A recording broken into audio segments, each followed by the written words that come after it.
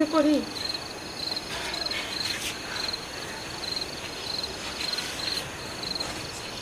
কই গেল পোলাপান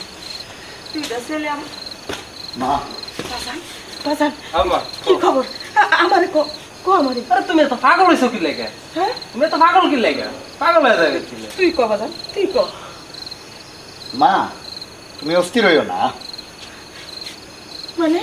তোরা খারাপ কিছু দেখে আইছস আমি কি কই শোনো মা আব্বাই চা দোকানে যামগো বাড়ির সামনে যে চা দোকান না ওই চা দোকানে বয়ে আছে আর তুমি না উতাস হয়ে রয়েছো পাগল হয়ে গেছো বাজান ও কি সত্য কথা কইতাছে আরে মা সত্যি তুমি এত পাগল হইছো কেন? কিন্তু